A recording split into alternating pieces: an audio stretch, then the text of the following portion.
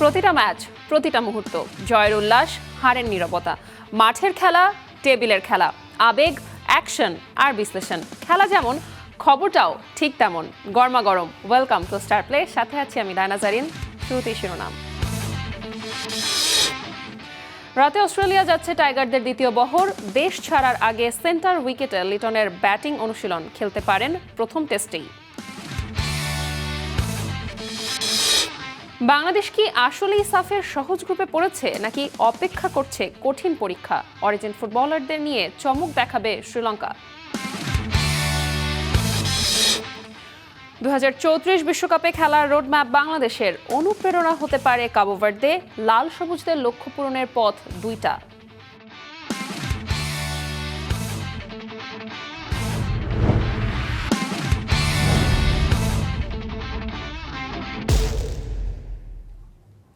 অস্ট্রেলিয়ার মাটিতে টেস্ট খেলতে যাচ্ছে বাংলাদেশ ক্রিকেট দল। আজ রাত 11:55 ডারউইনের উদ্দেশ্যে রওনা দেবে টাইগারদের দ্বিতীয় বহর। এর আগে প্রথম দফায় দলের খেলোয়াড় ও কোচিং স্টাফ সহ 17 জনের বহর অস্ট্রেলিয়ায় উড়াল দিয়েছে। 2 ম্যাচ টেস্ট সিরিজের প্রথম ম্যাচে 13 আগস্ট ডারউইনে মাঠে নামবে দুই দল। এই ভেন্যুতেই 2003 সালের সবশেষ টেস্ট খেলেছিল বাংলাদেশ। আসন্ন সিরিজে বাংলাদেশের কপাল পুড়িয়েছে একাধিক ক্রিকেটারের ইনজুরি। তবে আসার খবর, শেষ মুহূর্তে সব শঙ্কা কাটিয়ে দলে যুক্ত হয়েছেন লিটন কুমার দাস। এর আগে 31 জুলাই প্রথম বহরে দেশ ছাড়ার আগে দলের অধিনায়ক নাজমুল শান্ত অবশ্য জানিয়েছিলেন অস্ট্রেলিয়াকে চ্যালেঞ্জ জানাতে চায় তার দল। 2 টেস্টেই নিজেদের সর্বোচ্চটা দিয়ে চেষ্টা করতে চায় টাইগাররা। সিরিজের দ্বিতীয় টেস্টটি শুরু হবে 22 আগস্ট ম্যাকায়ে।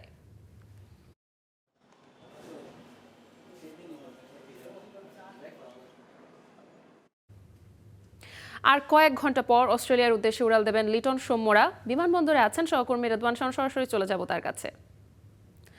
শাওন, আজ কয়জন ক্রিকেটার যাবেন কিছু জানতে পেরেছেন কিনা জানাবেন, এবং এখন পর্যন্ত কাউকে এয়ারপোর্টে দেখেছেন কিনা?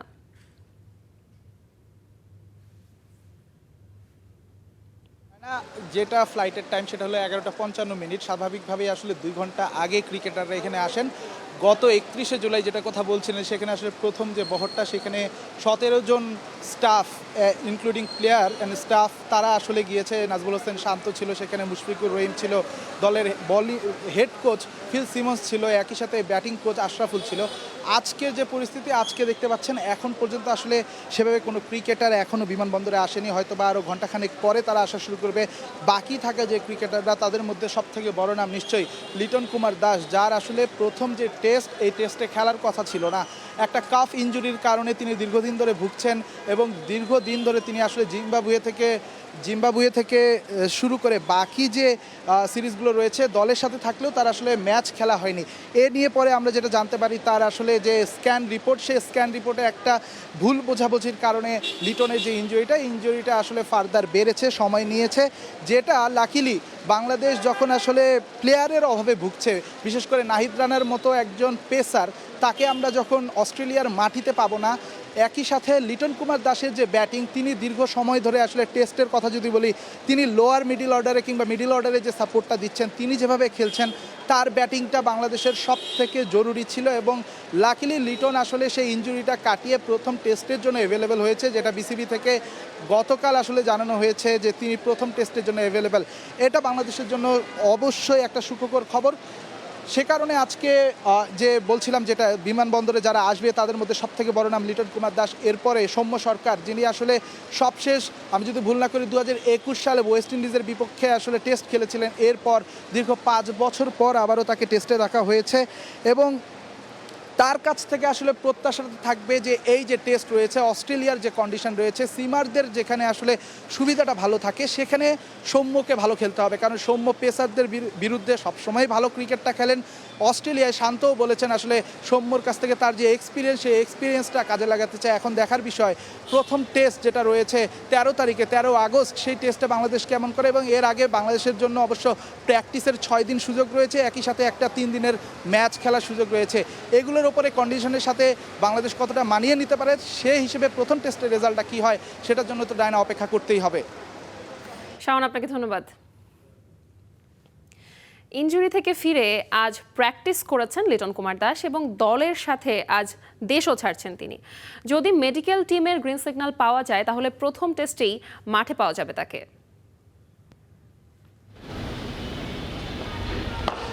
এই ছবিটা টাইগার ক্রিকেটের জন্য স্বস্তির। পূর্ণ রিদমে বোলিংয়ে শরীফুল, ব্যাটার লিটন কুমার দাস। অবশেষে যেন বর্ষা এলো। অস্ট্রেলিয়ার বিপক্ষে টেস্ট সিরিজ খেলতে দেশ ছাড়ার আগে প্রায় মিনিট 30 সেন্টার উইকেটে ব্যাটিংয়ে এলকেডি। নেট বোলার কিংবা এবাদত শরীফুল কেউই বিট করতে পারেননি নির্ভার লিটনকে। প্রশ্ন, তবে প্রথম ম্যাচ থেকে কি পাওয়া যাবে তাকে? প্রথমে বিশ্রাম দিলেও অবস্থার উন্নতি হওয়ায় প্রথম টেস্টের দলেই যোগ করা হয়েছে লিটন কুমার দাসকে। যদিও গেল মাস দেড়েক ধরতে পারেননি ব্যাট, তবুও এলকেডির পক্ষেই বাজি বিসিবি কোচের। এক্সপিরিয়েন্স আপনি কখনো এটা ভুলবেন না। আপনার যে এক্সপিরিয়েন্স এটা আপনি আসলে কখনো আপনার মেমোরিতে সবসময় থেকে যায়। হয়তো এই অ্যাডজাস্টমেন্টটা এটা খুব ভালো যে সে আগে আগে যাচ্ছে, সেইখানে যে অ্যাডজাস্টটা করতে পারবে। কারণ আমার মনে হয় অলমোস্ট 45 ডেজ কিন্তু ম্যাচের ভিতরে নাই। সে যদি প্র্যাকটিস ম্যাচটা খেলতে পারে আমি মনে হয় সেটা তার জন্য অনেক বেটার হবে। তখন তার জন্য টেস্ট ম্যাচটাও খেলা অনেক ইজি হয়ে যাবে। সে যদি রানিং উইকেটে যদি মোটামুটি সে ভালো করে, আমার কাছে মনে হয় যে সে যদি খেলার মতো অবশ্যই আমি আমার একটা এক্সপিরিয়েন্স প্লেয়ার এখানে আমি মনে করি যে এটা একটা যুক্তিযুক্ত হবে। শুধু লিটন কুমার দাসই নন, তাসমান সাগর পাড়ের টেস্ট সিরিজের স্কোয়াডে ফিরেছেন জাকের আলী অনিকো। মাঝে এই উইকেট কিপার ব্যাটারকে নিয়ে কত সমালোচনা। তবে জিম্বাবুয়ে এ দলের বিপক্ষে 3 ইনিংসে 350। জাকির কি হতে পারবেন টাইগারদের মিডল অর্ডারের নির্ভরতা? হয়তো 4 উইকেটের 5 উইকেট পড়ে গেলে সবারই কিন্তু বলারদের নিয়ে খেলতে হয়। বাট জাকিরের রোলটা খুব ভালোভাবে জানা আছে এবং সে অনেকবার এটা প্রুভও করছে। এবং ওই পজিশনে আমাদের এরকম একটা ব্যাটসম্যানও দরকার আছে। আমি আশা করব সে এটা ভালো করার তার সুযোগ আছে এবং সে জানে তার রোল অনুযায়ী কীভাবে খেলবে। অজি কন্ডিশনে পূর্ণ শক্তির দলের বিপক্ষে 23 বছর পর আভিজাত্যের ক্রিকেট খেলতে নামা বাংলাদেশ কেমন করবে সে প্রশ্নের উত্তরে বাতাসে ফিস ফাঁস। তবে ভিন্ন কারণে এই দলটার প্রতি আস্থা সালাহউদ্দিনের। প্র্যাকটিক্যালি তারা অনেক কিছু ভালো কিছু চিন্তা করে, যেহেতু এক্সপিরিয়েন্স। আমার মনে হয় তারা যদি বাইরে আমাদের যে 4টা টেস্ট আছে, আমি আশা করবো যে এখান থেকে যদি আমরা কিছু ম্যাচ ভালো করতে পারি, তো আমার দেশে যখন আমাদের বাকি 4টা ম্যাচ আছে যদি আমরা 4টা ম্যাচ জিতে যাই তাহলে আমরা মনে হয় যে টপ 1, 2, 3 মধ্যে থাকতে পারবো। জাতীয় দলের দায়িত্ব ছেড়ে এইচপি ইউনিট নিয়ে কাজ করলেও আক্ষেপ নেই সালাহউদ্দিনের। অন্য সবার মতোই জোড়া টেস্ট সিরিজে মিস করবেন পেসার নাহিদ রানাকে। আমিও খুব এক্সাইটেড ছিলাম যে কবে দেখবো নাহিদ রানা অস্ট্রেলিয়ান ব্যাটসম্যানদের আসলে বাউন্সার মারতেছে। মাহবুব রিমন, স্টার প্লে, ঢাকা। বাংলাদেশ কি আসলেই সাফের সহজ গ্রুপে পড়েছে নাকি অপেক্ষা করছে কঠিন পরীক্ষা? খোলা চোখে সহজ মনে হলেও চ্যাম্পিয়ন হতে বাংলাদেশকে উতরাতে হবে শ্রীলঙ্কা বাধা। বিস্তারিত রহমান পেয়ারের এক্সপ্লেইনারে। সাফের চ্যাম্পিয়ন হবে বাংলাদেশ। গ্রুপ পর্বে প্রতিপক্ষ শ্রীলঙ্কা ও ভুটান। 23 বছর শেষবার সাফের শিরোপা ছুঁয়ে দেখেছে বাংলাদেশ। 2003 সালের সেই গৌরবময় মুহূর্তের পর থেকে প্রতিটা আসরেই স্বপ্ন দেখেছে লাল সবুজ। প্রতিবারই স্বপ্নভঙ্গ হয়েছে গ্রুপ পর্ব কিংবা নকআউটের কোনো না কোনো ধাপে। এবার কি হবে? গ্রুপ এ স্বস্তির নয়, সতর্কতার। স্বাগতিক হিসেবে বাংলাদেশের নাম আগে থেকেই বাঁধা ছিল গ্রুপ এ এর শীর্ষে। সাফের নিয়মে আয়োজক দেশ সবসময় গ্রুপ এতে প্রথম আসনে থাকে। সঙ্গী শ্রীলঙ্কা ও ভুটান। শোনা মাত্রই মনে হতে পারে এ তো সহজ গ্রুপ, বাস্তবতা কিন্তু ভিন্ন। ফিফার নিষেধাজ্ঞায় থাকা নেপালেরও যদি টুর্নামেন্টের আগে সেই সাসপেনশন প্রত্যাহার করা হয় তাহলে তারাও যোগ দেবে এই গ্রুপে, যা সমীকরণকে আরো জটিল করে তুলতে পারে। স্বাগতিক হিসেবে বাংলাদেশের হাতে আছে একটা বড় অস্ত্র, ঘরের মাঠ আর গ্যালারি ভর্তি দর্শকের গর্জন। সাথে রয়েছেন হামজা সমিতিদের মতো অরিজিন ফুটবলার, যারা দলের সামগ্রিক মান কয়েক ধাপ উঁচুতে তুলে দিতে পারে। কাগজে কলমে এটাই বাংলাদেশকে গ্রুপের সবচেয়ে শক্তিশালী দল এবং শিরোপার অন্যতম ফেভারিট বানিয়ে দিচ্ছে। কিন্তু শ্রীলঙ্কাকে হালকাভাবে নেয়ার কোনো সুযোগ নেই।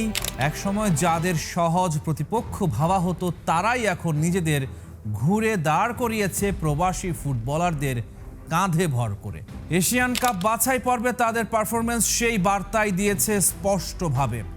লঙ্কানরা আগের সেই দল নেই। অনেক বিশ্লেষকের মতে গ্রুপে কে শীর্ষে থাকবে তার ফয়সালা হবে বাংলাদেশ শ্রীলঙ্কা মুখোমুখি লড়াইয়ে। আর ভুটান নামের ভারে বিভ্রান্ত হওয়ার সুযোগ নেই। সাম্প্রতিক বছরগুলোতে হিমালয়ের এই দেশটি একের পর এক অঘটনের জন্ম দিয়েছে। দক্ষিণ এশিয়ার ফুটবলে তুলনামূলক শক্তিশালী প্রতিপক্ষের বিপক্ষেও পয়েন্ট ছিনিয়ে নেয়ার সামর্থ্য তারা বারবার দেখিয়েছে। বাংলাদেশকে যদি গ্রুপ পর্ব নিরাপদে পার করতে হয় তাহলে ভুটান ম্যাচে পূর্ণ পয়েন্ট নিশ্চিত করা ছাড়া কোনো বিকল্প নেই। গ্রুপ বি, ভারত পাকিস্তান লড়াইয়ে আসল রোমাঞ্চ। গ্রুপ বি সাজানো হয়েছে 3টা দল নিয়ে, ভারত, পাকিস্তান ও মালদ্বীপ। শক্তির বিচারে এই গ্রুপই টুর্নামেন্টের সবচেয়ে ভারী। সাফের সবচেয়ে সফল দল ভারত। মূল দলের খেলা নিয়ে শঙ্কা রয়েছে, তবে এখানেও ইন্ডিয়া ফেভারিট। পাকিস্তানও অবশ্য একেবারে ফেলনা নয়। বিদেশে খেলা প্রবাসী ফুটবলারদের নিয়ে দল সাজিয়েছে তারা। তবে ইতিহাস পাকিস্তানের পক্ষে কথা বলছে না। গ্রুপের দুই প্রতিপক্ষের বিপক্ষে হেড টু হেডে এগিয়ে ভারত। পাকিস্তানের বিপক্ষে 25 ম্যাচের মধ্যে 16টিতেই জিতেছে ভারত। মালদ্বীপের সাথে 18 বার দেখা হয়েছে ভারতের, তার মধ্যে 13টিতে জিতেছে ওরা। সার্বিক বিচারে ভারতকেই গ্রুপ বি থেকে নির্বিঘ্নে শীর্ষে ওঠার সবচেয়ে বড় দাবিদার মনে করা হচ্ছে। সূচি ও নকআউটের অঙ্ক, দুই গ্রুপ থেকে 2টি করে দল উঠবে সেমিফাইনালে। গ্রুপ পর্বের ম্যাচ শুরু 4 নভেম্বর থেকে, চলবে 11 নভেম্বর পর্যন্ত। এরপর 14 নভেম্বর একই দিনই হবে 2 সেমিফাইনাল। আর টুর্নামেন্টের পর্দা নামবে 17 নভেম্বরের মহা গুরুত্বপূর্ণ ফাইনালে। অর্থাৎ বাংলাদেশ যদি গ্রুপ পর্ব থেকে শীর্ষে থেকে সেমিফাইনালে ওঠে, আসল পরীক্ষা তখনই শুরু। কারণ প্রতিপক্ষ হতে পারে গ্রুপ বির ভারত, পাকিস্তান বা মালদ্বীপের যে কোনো একটা দল।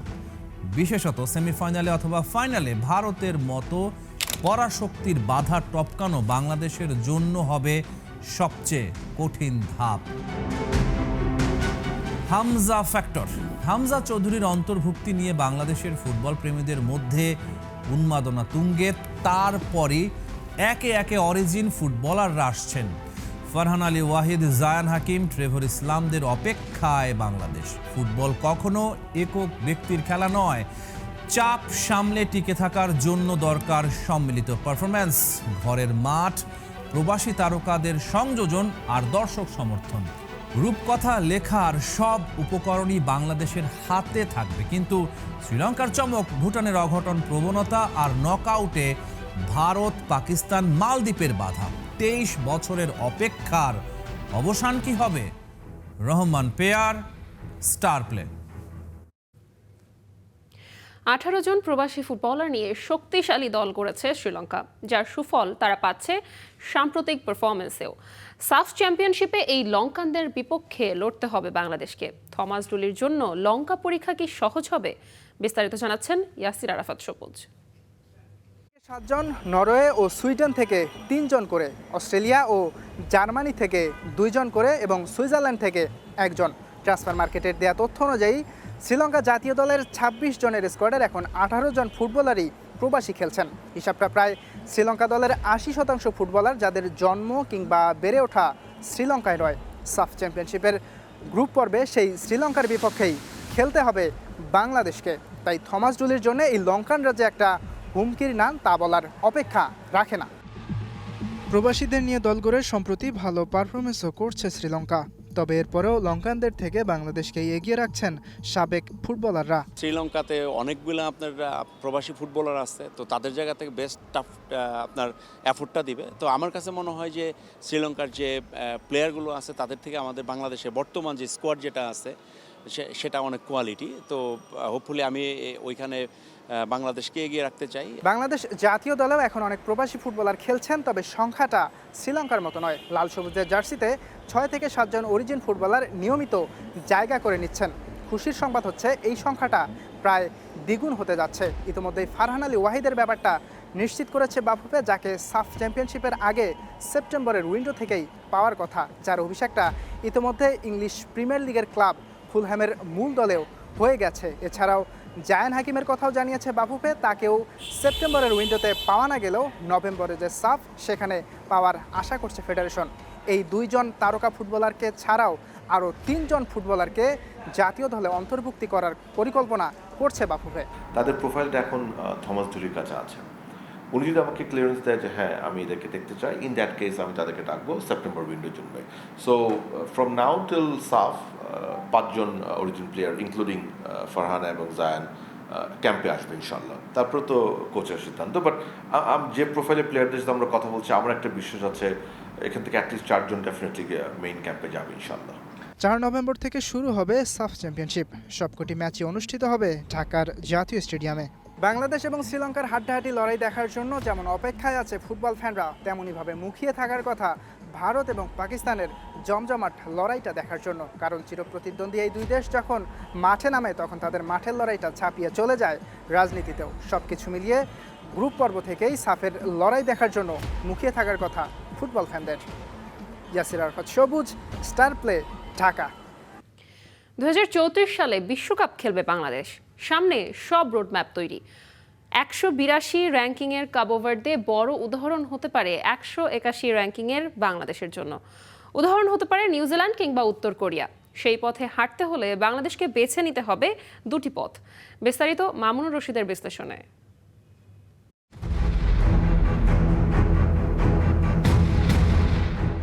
2030 সালে না হলেও 2034 সালে বিশ্বকাপ খেলবে বাংলাদেশ। লাল সবুজের সামনে সেই রোড ম্যাপ তৈরিই আছে। বাংলাদেশকে শুধু ফলো করতে হবে। বাংলাদেশের জন্য বড় অনুপ্রেরণা হতে পারে কাবো ভার্দে। বাংলাদেশ ফুটবল দলের বর্তমান র্যাঙ্কিং 181।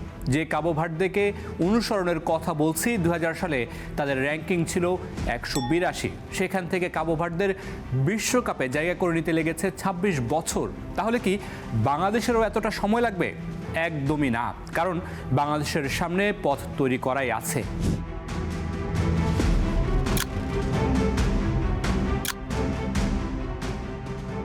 বাংলাদেশের এত সময় কেন লাগবে না তার আরেকটা উদাহরণ হতে পারে নিউজিল্যান্ড। সবশেষ বিশ্বকাপে 85 র্যাঙ্কিং নিয়ে বিশ্বকাপ খেলেছিল তারা। তার থেকেও কম র্যাঙ্কিং নিয়ে এই মঞ্চে খেলার ইতিহাস আছে।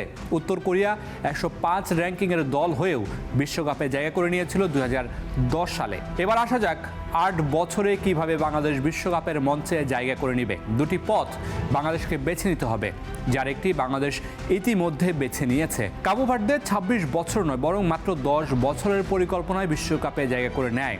2010 সালের পরে তারা মূলত ডায়াসপোরা ফুটবলারদের খুঁজে বের করতে শুরু করে।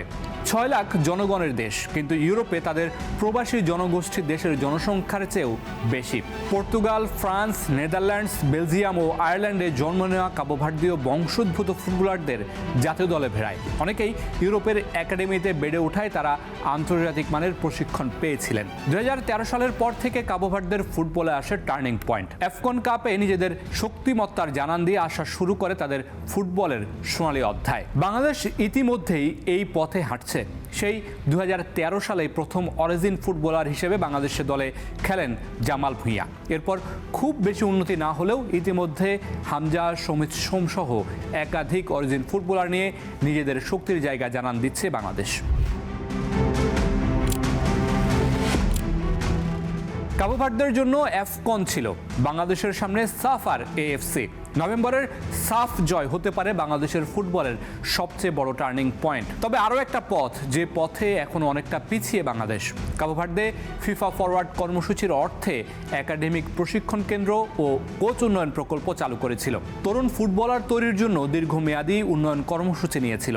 বাংলাদেশ বয়সভিত্তিক দলে অরিজিন ফুটবলার টানলেও উন্নত প্রশিক্ষণের ব্যবস্থা, উন্নত কাঠামো আর উন্নত একাডেমিতে অনেক পিছিয়ে। বাংলাদেশ সবচেয়ে বেশি পিছিয়ে ক্লাব ফুটবলে। বেশিরভাগ ক্লাবেরই নিজস্ব একাডেমি নেই, নিজস্ব হাই ক্লাস অনুশীলন গ্রাউন্ড নেই, আধুনিক জিম নেই, লিগে উন্নত মানের প্রতিদ্বন্দ্বিতা নেই, যা বাংলাদেশকে বছরের পর বছর অন্যদের থেকে পিছিয়ে রাখছে। ফুটবলে উন্নতি করতে হলে, বিশ্বকাপের মঞ্চে যেতে হলে গোটা দেশকে একসাথে মুভ করতে হবে। শুধু একজন কোচ কিংবা অরিজিন ফুটবলার দিয়ে বিশ্বকাপে যাওয়া সম্ভব নয়। ভালো কোচ, ভালো জাতীয় দলের পেছনে উন্নত কাঠামো, উন্নত লিগ, প্রতিদ্বন্দ্বিতা, অরিজিনদের সাথে লোকাল ফুটবলারদের প্রতিযোগিতার জন্য উন্নত ফ্যাসিলিটিস, অবকাঠামোর প্রয়োজন। বাংলাদেশের সামনে রোড ম্যাপ তৈরি আছে, শুধু বাস্তবায়নের অপেক্ষা। সেটি করতে পারলে 2034 বিশ্বকাপ খেলা লাল সবুজের দেশটার জন্য কঠিন হবে না। Mamunur Rashid, star play. সেপ্টেম্বরে শুরু হতে যাওয়া নারী এশিয়ান গেমসে বাংলাদেশের প্রতিপক্ষ নর্থ কোরিয়া, সাউথ কোরিয়া ও মিয়ানমার। 20তম এশিয়ান গেমসের প্রথম ম্যাচে 3বারের স্বর্ণজয়ী নর্থ কোরিয়ার মুখোমুখি হবে আফিদারা। সূচি অনুযায়ী 14ই সেপ্টেম্বর শক্তিশালী নর্থ কোরিয়ার বিপক্ষে ম্যাচ দিয়ে এশিয়ান গেমসে নিজেদের অভিযান শুরু করবে লাল সবুজের প্রতিনিধিরা। 17ই সেপ্টেম্বর সাউথ কোরিয়া এবং 20 সেপ্টেম্বর মিয়ানমারের মুখোমুখি হবেন পিটার বাটলারের শিষ্যরা। ঋতুপর্ণাদের সবগুলো ম্যাচই অনুষ্ঠিত হবে ওয়াসাকার বিখ্যাত নাগা স্টেডিয়ামে। এর আগে 2022 সালে চীনের হাংজুতে প্রথমবারের মতো এশিয়ান গেমসে অংশ নিয়েছিল বাংলাদেশ নারী ফুটবল দল। সেবার অভিজ্ঞতার খাতায় একটি ড্র ও 2টি হার নিয়ে গ্রুপ পর্ব থেকে বিদায় নিতে হয়েছিল তাদের।